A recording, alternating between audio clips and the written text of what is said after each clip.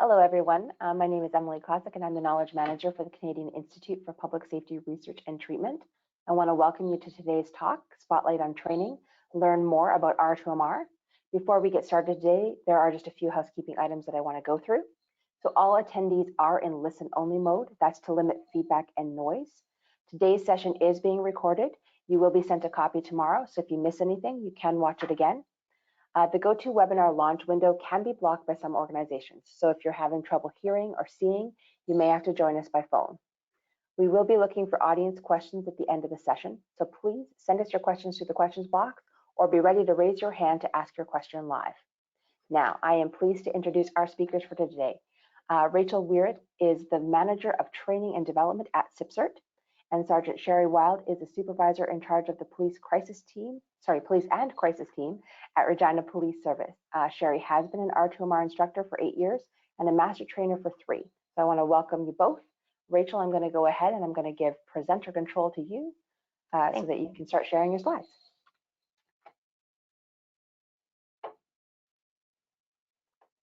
All right, looking good. Great. Excellent. Well, good morning, everyone. Thanks for the introduction, Emily. I would like to extend a thank you to Emily and for CIPSRT for inviting me to present today and answer any questions on an exciting project that CIPSRT has received funding for.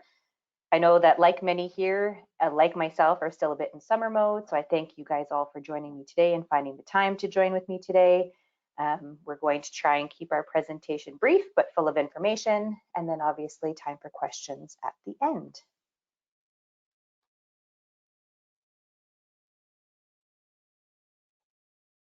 So a little bit about CIPSRT and the CIPSRT Hub for those on the call that are not aware of who we are and what we do. CIPSRT's mission is to provide a Canadian knowledge exchange hub for public safety wellness, research and analysis. We work directly with public safety leaders and academics from across Canada to translate and mobilize research that meets the current and future needs of our Canadian public safety personnel, who we refer to sometimes also as PSP, their leadership and their families. We have 3 pillars here at CIPSRT, as is shown on the slide: research, treatment, which is currently PSPNet, and training. We're also supported by an amazing external CIPSRT team, the Public Safety Steering Committee, who is the PSSC, led by 2 co-chairs, Ken McMullen and Pierre Poirier, and our academic group, the Academic Researcher and Clinician Network, and the Academic Researcher and Clinician Network Advisory Committee. So let's discuss a little bit about the need for training that CIPSRT recognizes. So one of the highest priorities identified by the Public Safety Steering Committee was the need for high quality, accessible, and responsive evidence-based training to aid in the mental health and mental awareness and resiliency of our public safety personnel, their leaders, and their families. There is a necessity to innovate solutions for sustainable, long-term evidence-based training. In support of that identified need, CIPSRT's overall training portfolio will be targeted towards PSP leadership, families, and as well as frontline public safety personnel. It will also address gaps in the support systems for providing care to PSP, as well as support for a systematic culture shift via organizations. So the action. So CIPSRT began the strategic work to address this training need by hiring a manager of training and development, which is me. Prior to receiving this role, I was actually the operations manager for CIPSRT beginning in March of 2020. And I oversee the development and delivery of training and professional development opportunities. We also reestablished the training subcommittee through the PSSC, which is represented by 4 members of the Public Safety Steering Committee. Prior to receiving any current funding, different funding calls led to the creation of a number of different proposals to support the development of the training pillar. A funding call directed by the Public Health Agency of Canada, or PHAC, to address post-traumatic stress disorder and trauma in those affected most by COVID-19 was released. Supported by the Public Safety Steering Committee, the co-chairs, and the University of Regina via CIPSRT, developed and submitted multiple funding requests to the PHAC in October of 2021. One of these requests was the Training and Development Program for Public Safety Personnel. CIPSRT continues to develop the partnerships within its network to further advance the training portfolio for public safety personnel. So we had a need, there was an action, and the result for us was funding. CIPSRT has received funding via the Public Health Agency of Canada to execute the Training and Development Program for public safety personnel. This includes launching a Train the Trainer program for R2MR, new online initiatives for R2MR, and other training programming, which you're all here today to learn about. So the Training and Development Program for Public Safety Personnel is a project that has multiple elements that work together to build a sustaining impact on the training pillar at CIPSRT. It will provide valuable assistance to CIPSRT in order to expand its training capacity more quickly than would have otherwise ever been possible. This project enables CIPSRT's training pillar to expand considerably over a short timeline, and it provides essential infrastructure to ensure capacity for ongoing course delivery to be in place beyond the project period and date. A few of the elements that we're going to discuss today are R2MR, which is Level 1 Frontline training available online, and the R2MR Train the Trainer Level 2 program. Both of these elements are supported by the PHAC funding project until the end of March of 2023. So a little bit about the Road to Mental Readiness, R2MR. So the Road to Mental Readiness was developed by the Canadian Armed Forces as a resiliency training program for their National Police Force, and then adapted for public safety personnel. Through the Road to Mental Readiness Level 1 program, public safety personnel gain key resiliency and mental toughness skills, including tactical breathing, mental rehearsal, goal setting, self-talk, and attention control. The training additionally includes generic mental health education, including early identification of signs of mental illness, adaptive coping strategies to respond to the risks inherent in public safety occupations, the importance of peer and leadership support, appropriate leadership actions, barriers to seeking mental health care, including stigma, outlining procedures for assessing mental health resources, and an entire session dedicated to suicide awareness and assisting persons in crisis. These skills and tools directly serve to enhance the overall mental health and well-being of participating public safety personnel and their peers. The most recent core content available was developed in 2018 for public safety personnel, which we call the Level 1 Frontline training, and it consists of 4 modules delivered over the course of 24 instructional hours, plus an additional leadership module for leaders or those who are identified as being eligible for that program. CIPSRT has copyright use agreement with the Department of National Defense for the most recent public safety personnel content.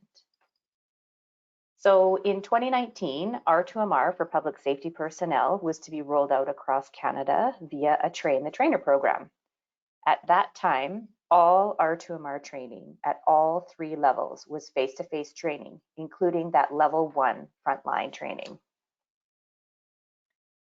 Of course, COVID-19 stopped that rollout of CIPSRT's planned Train the Trainer program.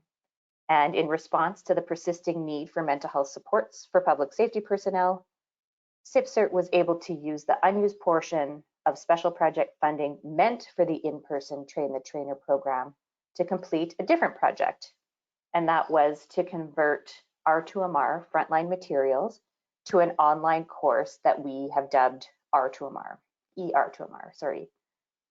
The project to convert the materials into an online solution was completed in March of 2021. However, there were no funds remaining to pilot the program to students or to roll out the online version. So as you can see in that slide, that's a screenshot actually of kind of what the development site looked like when we were developing ER2MR and when we were in that process. And I was also a project lead on that project as well. So one of the elements from PHAC has allowed one of the funding elements from PHAC has allowed us to pilot the test the blended online version of R2MR, which we have dubbed ER2MR. This allows us to test the converted content with learners and get their feedback on course timing, different learning elements, and overall program feedback. This course is developed via Zoom and through an online learning platform called Moodle. The schedule format is a Monday to Tuesday, and then the following Monday to Tuesday synchronous format. So in total, Frontline training is 4 days of online learning for 4 to 6 hours a day online with multiple breaks in order to ease kind of that tension of being online and in front of a camera, with a pause of a week in between those dates. So it's a Monday and Tuesday, followed by a week-long break, and then the remaining content is delivered the following Monday, Tuesday. So asynchronous learning, which is learning where you can move through the program on your own, at your own time, at your own pace, is assigned for completion, and we ask you to practice some of the skills during that week between the online blended learning dates. CIPSRT will be looking to schedule 6 sets of dates where we will offer this online training in an open enrollment, multi-sector cohort format. So it is first come, first serve learning registration, but you will be with a blended cohort of sectors. So you wouldn't just all be fire or all be paramedics or all be whatever sector. Learners that register for this blended online training will be asked to complete research surveys in order to measure program effectiveness over time. So a pre and post course evaluation and a 3-month and a 6-month follow-up. The first scheduled course will begin in November, and you'll need to check the training website for dates. Please note that this opportunity is currently only available in English. However, PHAC funding has also allowed for the English version of R2MR to be converted to French.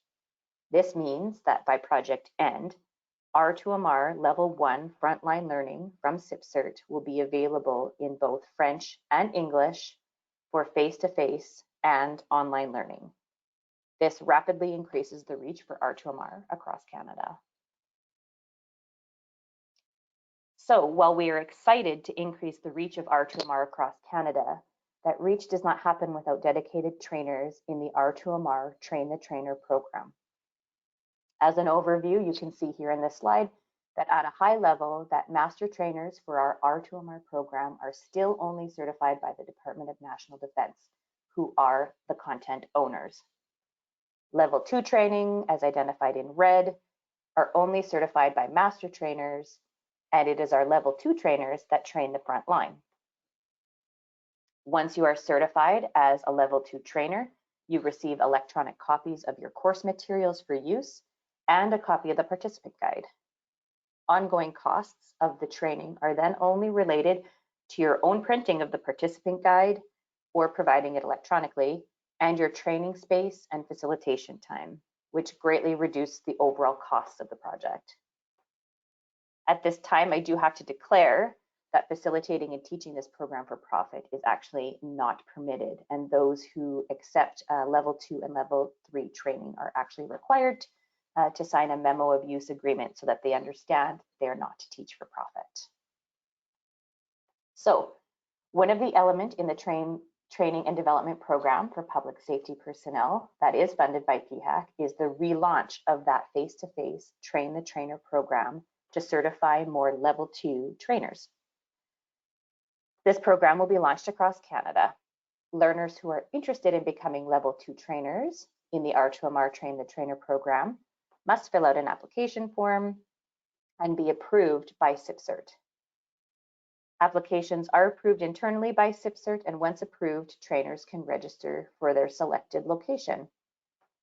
Information on eligibility and requirements are all listed on the CIPSRT website.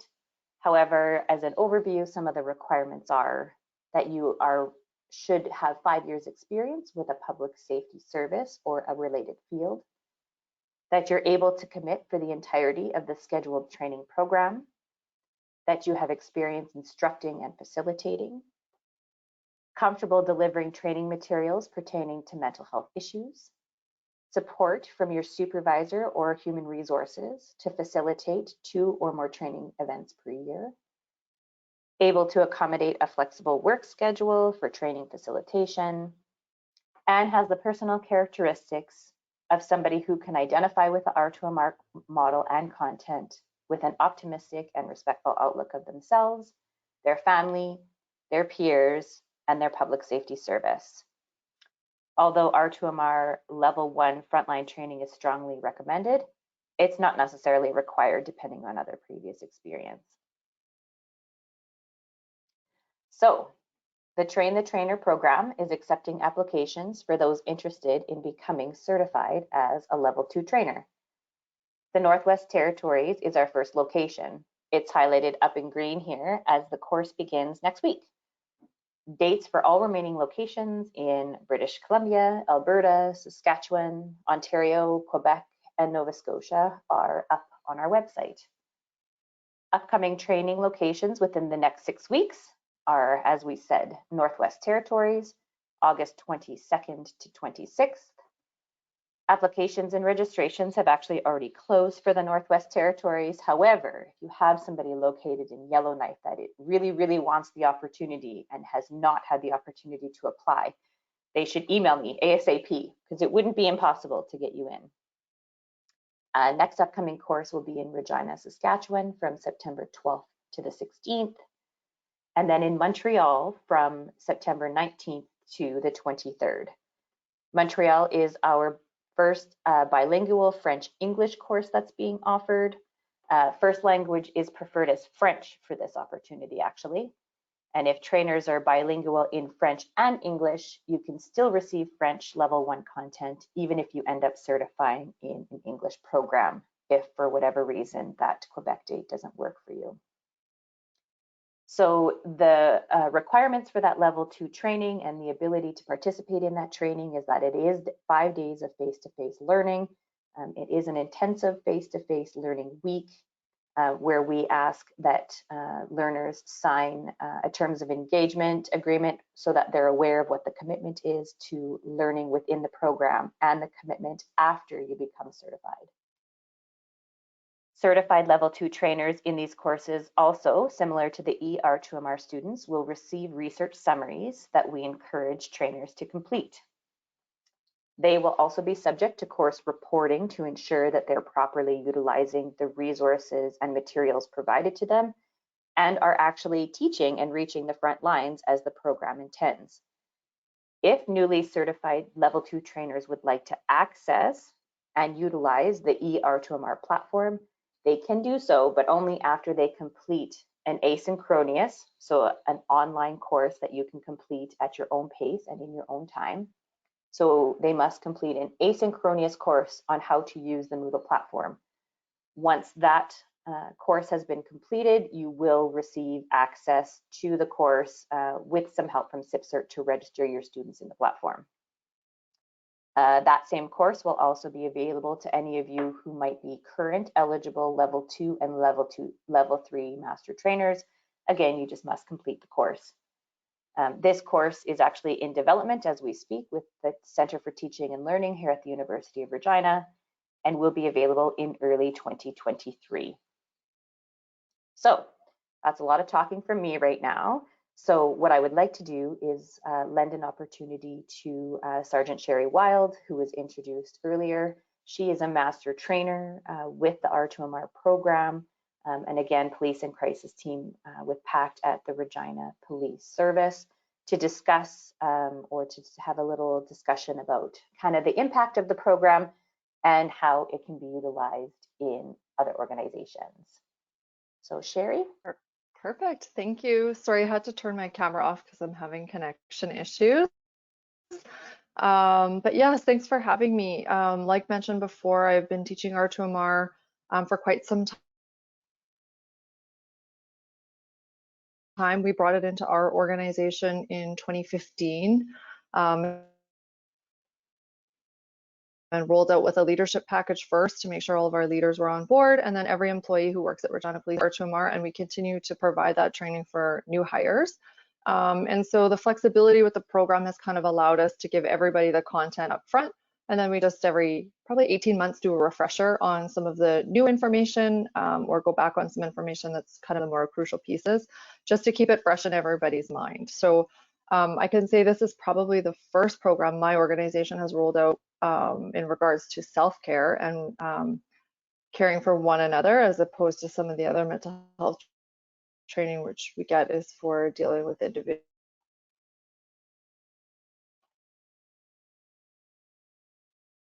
in crisis. So this program's been kind of a game changer for our organization. It's really got people talking about the wellness and just some self-reflection. So just from our own organization, I've seen the benefit in it. And then I've had the luxury of teaching other public safety personnel sectors kind of across Canada. And same thing. So there's a lot of asks from organizations for training of this type. And then as I'm doing this training for other public safety sectors, I'm taking away things as well from their organizations on what's working, what's not, and where some of the gaps are. So it's a great way to share information and to keep the conversation going on mental health. I was also a part of the R2MR, which was a phenomenal program which allowed people during kind of COVID times to get this information. So again, the flexibility of the types of ways that you can get this information. It's really important because we saw a bit of a gap in some of the training and ability, and then COVID has also brought some mental health challenges for most people. And so this is timely that there's the rollout of the R2MR and then now the in-phase level 2 trainer programs that are going to be going on across Canada.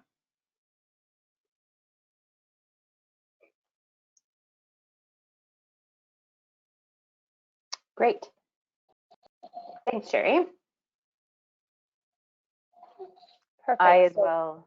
Oh, sorry. Are you going to pass it back? Sorry, I wasn't sure if we were frozen or not. Thanks, Sherry. I as well turned off my camera just because I am having connectivity issues and I'm hardwired at the university, so that's a little rare. So thanks, Sherry, very much for your time. Sherry and I have worked together on running R2MR pilots, R2MR development. Sherry is also scheduled to deliver some training here in Regina and is across Canada as well. All of the master trainers that are facilitating in all the different locations are listed on the website as well.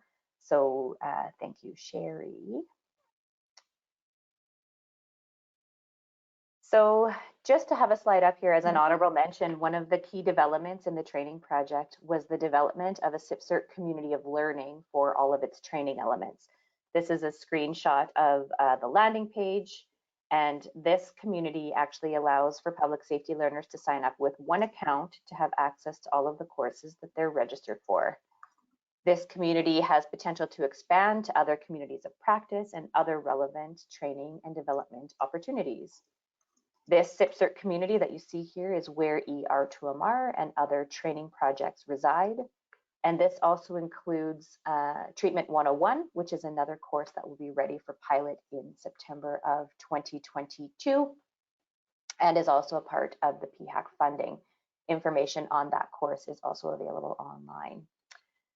So I just put in a copy or a screenshot here of the CIPSRT website along with the CIPSRT website listing at the top. All of our training opportunities can be found on the CIPSRT website. Click on the blue training tab at the top of the CIPSRT homepage. And then once you're there, you will see a variety of these different style gray boxes that list the different training programs or the different training and development opportunities that are currently available during at CIPSRT currently. You click on the Learn More for details and descriptions, and then all the details and descriptions come up. And so you just select the training box that you want to learn more about.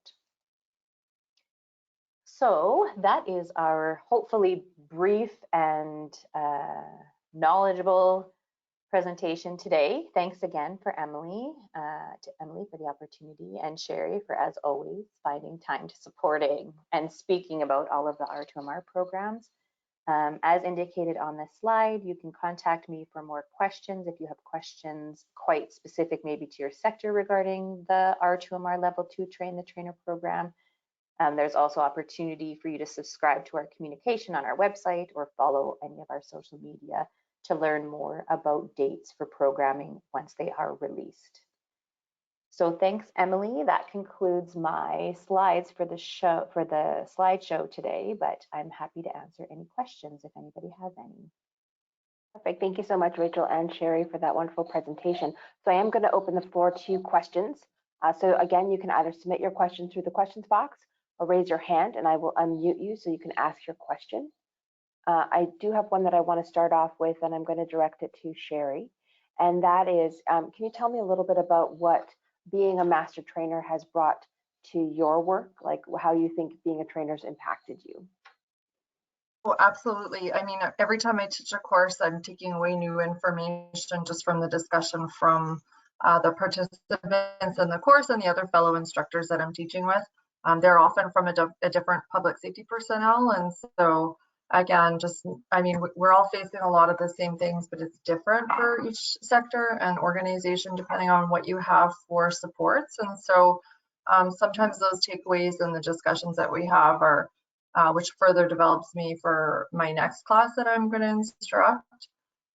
Just the ability to listen to people in the group discussion as a master instructor and kind of participate in some of the group work that's there is a good takeaway as well. And I can use that again in teaching the next course, or if I'm teaching a public safety personnel group that's not of my own, I have examples from other courses that I've taught. So there's so many things that I take away from each course that I teach that are a benefit. And some of the resources and references that people speak about are things that are new to me. And then I then can take that information and apply it to my actual job as the mental health liaison at the Regina Police Service, because part of my job is to deal with people in the community, but as well as our own members. So again, there's just that info sharing between people. The learning and the listening of what some people are going through is helpful when teaching these courses. I think that cohort learning is so important, and we've actually found that has come back as comments actually within those R2MR pilots that we led earlier on in the project, was that people were really quite excited and engaged to be able to learn from other sectors, and that's how that R2MR will be for us once we launch those dates. They will be those blended sectors. And the same thing with those train the trainer courses. We do try to balance, sector balance them as much as we can to ensure that there's equal representation across the sectors. But really the goal with that cohort training is that people can support one another and they can learn from one another to ensure that, you know, that they're being effective and, you know, communicating well with one another as well. So I find that cohort option has been really great. Yeah, absolutely. And there's some things that organizations are doing that I'm learning about that I then take to my own organization as a recommendation or suggestion. So if you're not teaching those multi-sector public safety personnel, you don't always learn all that information. So it's key to have a variety of public safety personnel in each group.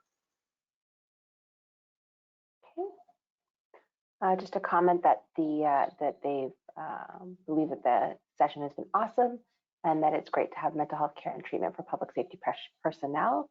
So good job to you guys from a member of our audience. I just want to touch on shortly, Rachel, you mentioned Treatment 101. Is that geared towards public safety members as well? Yeah, absolutely. If you visit the website, actually, the website format, the way everything is laid out, eligibility or who should take the course is laid out. Treatment 101 is available to frontline public safety personnel. It is also relevant to those in human resources of public safety organizations. Treatment 101 actually has a little bit of a wider audience, but certainly is and was developed in order to give public safety personnel options and ways for them to be able to find relevant treatment for themselves. Okay. Now, here, just seeing if there's any other questions. It looks like we've got a quiet group today, so obviously you were far too good in your explanations. We don't have any questions. Is there anything that you wanted to add, though, Rachel, about R2MR and about the training that they're trying to offer through CIPSRT here? Well, I think that the importance of the level 2 trainers is that like CIPSRT as an organization cannot train the front line. It's just not something organizationally that we can do. It's just something that's why we adopted the methodology of the Train the Trainer program, which is, although we can offer level 1 frontline training, and we can help facilitate that, and we can do some of it. Really the crux of that program is that level 2 Train the Trainer. And so that's why we're looking to replenish those Train the Trainers. There was a few small sessions prior to COVID hitting. There are master trainers that are, currently still certifying in other provinces, but typically those that are certifying, those master trainers that are certifying in their home province are typically certifying within their own sector. And so this is an opportunity for master trainers to be able to certify people outside of their sector. And all of that coordination comes directly from CIPSRT. So we arrange for the master trainers, but then we work on the enrollment. We work on like all of those pieces that as an organization, as other public safety organizations can't or don't necessarily want to manage. And so if people have others that are interested in that level 2 training opportunity, this is the best chance to be able to be included in a multi-sector cohort. We're really trying hard to build that cohort development so that when you are looking for information or advice, that you can be supported by that cohort, and that cohort is connections that you'll have throughout the duration of you also facilitating.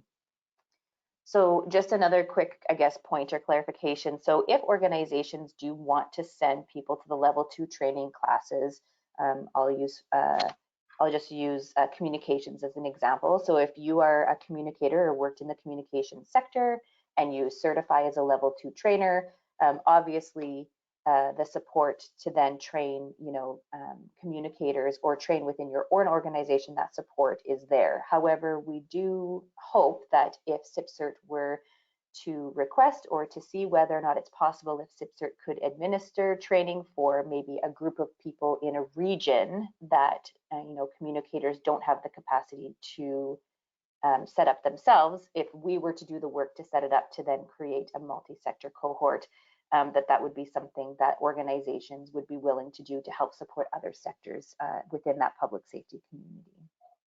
Okay, so we do have a member of the audience. They serve as a PSP supervisor. They actually serve in Ghana, but they're in Canada currently and would be able to be available for training. Is it something that they could do? Could they do the train the trainer, or is it strictly for people that are working in a Canadian PSP organization? Well, the content is developed specifically kind of more for a North American audience. And certainly as far as representation goes, it was developed from a North American perspective. Not to say that they couldn't receive the training, but it's just that it was developed obviously with a North American concept in mind. If that person wanted to reach out to me directly, we can certainly have continued conversation about what that might look like for sure. Perfect. So as you heard there, Rachel, you can reach out to her at the contact that's right on the screen. She'll be happy to answer your questions. Next question is there a level 1 training coming up soon? The first level 1 training that CIPSRT is going to offer. So CIPSRT through the PHAC funding is not going to offer any level 1 face-to-face programming. That would be up to the level 2 trainers within their geographic location to arrange any frontline level 1 face-to-face programming. But the next available date will be in November. I haven't announced the dates quite yet. We're just working on some programming, confirming some programmatic things kind of in the back end. I don't want to announce a date and then have to change it. So I'm just looking to confirm some final dates, but the first one should be scheduled for mid-November. There might actually be 2 that run in November, depending on when the stat holiday runs, but 1 for sure, and likely it would start after the Remembrance Day holiday, just so that the week of people being able to practice the skills isn't interrupted by a stat holiday, because that can affect if people are able to register. So of course, all of this facilitation training and level 1 training right now under the PHAC funding is available free of charge. There's no cost for the level 2 certification currently running under this PHAC project. However, learners would be responsible for their own travel and accommodations and meals to get to the location if they're not local to that location. But the training itself, there is no charge for, and for the materials themselves, there is no charge for those materials either. Okay. Next question, is R2MR administered as a one and done type training, or is there a schedule for refreshing knowledge? So that's kind of part of the pieces that we're looking at, and which is why we encourage people who are in that R2MR group or in those cohorts. So that's part of the process that they're testing a bit to see whether or not at the 3-month and the 6-month mark, which tools or techniques you still remember or which ones you still utilize, because that would kind of help formulate whether or not people, we recommend a refresher and which one or which units we potentially would recommend. There are 4 modules in the Frontline training, that level 1 training. We do recommend that people do eventually receive all of the training in all 4 of those modules, whether it's a one and done in your organization and you get it all at once, or whether or not you break the modules up. That's certainly dependent on the organization and the trainer. However, for the purposes of the PHAC training, we are offering all 4 modules just so that we can kind of understand how the program works as an entirety for the duration of the project. But it would be up to the facilitator and the organization offering the facilitation if they wanted to offer all 4 modules as a one and done, or how they wanted to do that. Right now, obviously, the content could always be refreshed at 6 months. But again, hopefully some of the outcomes of this project will be able to give us and inform us a little more on when the best time would be for a refresher course and what is most likely to need the refreshing. If you've taken R2MR previously or through different organizations, are you still able to do the level 2 training? Yeah, potentially. There is an application form online where we do ask the question about your level 1 training and experience, where you received that training and who issued that training to you. Some people received R2MR training prior to the refreshed content in 2018. And so it's not that we wouldn't recognize that training if you were looking to become a level 2 trainer. It would just be understanding for your cohort and for your master trainers, if you were selected to move forward in that level 2 training, that you probably would not have seen some of the refreshed or the more robust content that was released in 2018. Okay. How long is this project going to last? Is the level 2 training just for a limited time, and after which the PSP will only be able to access level 1? So, I mean, obviously the hope, and kind of as I spoke earlier, there is a need for training, and CIPSRT does have a training pillar. So currently the PHAC funded training project is complete at the end of March of 2023. So the training that is level 2 training that is listed on the website, if you go to the website under who can apply and who is eligible and what the commitments are and all the dates, it does list that the cost for this Train the Trainer program is covered by and funded by Public Health Agency of Canada. After that funding is over, obviously it's CIPSRT's goal to be able to offer more level 2 Train the Trainer courses. And so that would be the goal. But for the most part, we would likely complete with this PHAC funding and then maybe take a 6-month or so break, kind of evaluate some of the content and kind of go over some of the evaluations before we look at scheduling another round. So if somebody is interested in the Train the Trainer course, it really is to your benefit to kind of look to see whether or not you can be included in this, in this training project. Perfect. Okay, so it looks like we don't have any other questions at the moment. Unless there's anything either of you wanted to add, I think we can wrap up. I do have 3 spots in the Northwest Territories, so not out of the question if you're joining us or if you know somebody that lives in the Northwest Territories. But yeah, I look forward to seeing anybody's applications, and if anybody has any more specific questions, I'm happy to answer those via email. I do administer the courses, so I am on site and on location at all of the training. So I will be in the Northwest Territories next week. And yeah, I look forward. Actually, it looks like we do have one raised hand. I'm going to go ahead and unmute. So I have unmuted you. You can go ahead and ask your question. If you're still there, Jacques. Oh, it's me? Oh, okay. Thank you. I was curious, you mentioned the trainers are all on the website. If I'm interested in training in Ottawa, would I contact one of the trainers directly and inquire, or would I go to CIPSRT and inquire about any training, or who's trained in the Ottawa area? Yeah, so we didn't, there has been training and active training in Ottawa and the surrounding area, which is why we didn't schedule training specifically in that location. But if you're interested, Right. you can certainly reach out to me. It's not to say we could also, maybe if we had enough interest from Ottawa, we could maybe add an Ottawa location. But right now there is not. So if you were interested in training, your closest location for the PHAC project currently would be Toronto. Okay, all right, thank you. Yeah, so like master trainers wouldn't, would again typically maybe certify level 2 trainers directly within their own organization or within their sector locally and geographically. So if there was just one person interested in that level 2 training, like we would actually have to put together a whole course of interested people in that location. But certainly reach out to me and let me know so that I have your contact information, so I know that you're interested in something in Ottawa for a level 2 training. And again, but at this time, your closest location would be Toronto.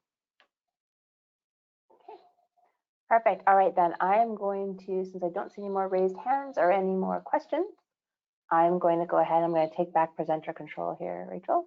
Yep. And we're going to show my screen one more time here. Just grab it. Perfect. All right. So just a reminder to everybody, a big thank you to Rachel and Sherry and everyone in the audience for this great session. There is going to be a quick survey at the end of the town hall. We hope you'll take a moment to complete it. CIPSRT hosts monthly town halls on topics specific to PSP. If there's something you want to learn more about, let us know in the survey. The next town hall is going to be on September the 22nd, and it will be hosted in partnership with the Families Matter Research Group. More details will be shared at the beginning of September about the topic and about registration. CIPSRT is also currently taking nominations for our Champions of Mental Health Award. So if you know someone who's making a difference to PSP mental health in your organization, you can visit the CIPSRT website and nominate them for this award. I'm going to put a plug out there that someone should probably nominate Sherry. Once again, I want to thank everyone today for attending and taking the time to spend this 45 minutes with us. I want everybody to make sure that they stay safe and take care out there. All right. Thank you so much, everyone. Bye. Thank you. Bye. Thanks, Sherry. You're welcome. Bye.